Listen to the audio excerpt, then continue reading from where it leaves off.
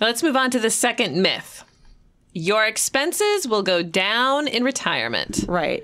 So a lot of people think that, okay, I'm gonna retire, and instead of spending what I'm spending today, my expenses are gonna get cut in half. And in fact, I have a relative who's close to retirement who said this to me recently. He said, yeah, I think I'll probably spend about half as much in retirement as I am now. And I said, why?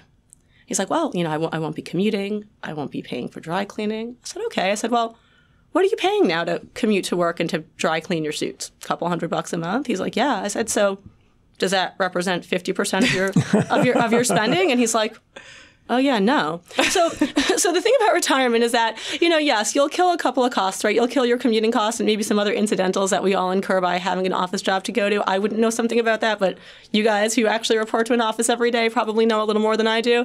But generally speaking, I like to tell people that you'll probably need about 70 to 80% of your former paycheck, so to speak, to cover your expenses in retirement, because most of them are actually probably going to stay the same. You might even have some that go up, like healthcare or like entertainment, because when you think about it, you're not working, you don't have a job to go to, you're not going to just sit in your house all day. So that's the rule that I like to follow. The only thing that's really going to go away, the only major expense, is your retirement plan contributions, because obviously you're not saving for retirement when you're in retirement.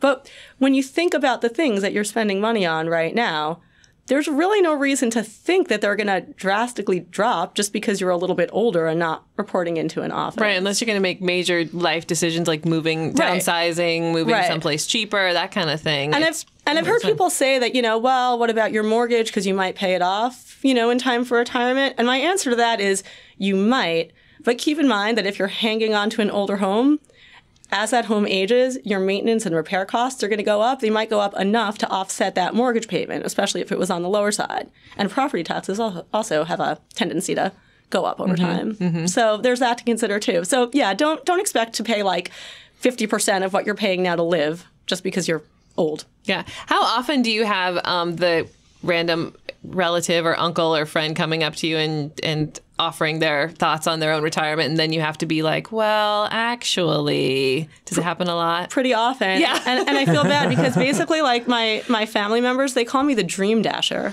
Oh. That's what I am now. I'm that person who dashes dreams. But, I'd rather give someone a reality check than have to help them pay for their nursing home. So, yeah, that's true. That's true. The Wall Street Journal recently published the results of a study from Dan Ariely and Aline Holsworth, who work at the Center for Advanced Hindsight at Duke University. Advanced Hindsight. Okay. But basically, I'm going to summarize it very basically. Basically, they asked people, how much of your pre-retirement income are you going to need in retirement? And most people said 70 to 80%.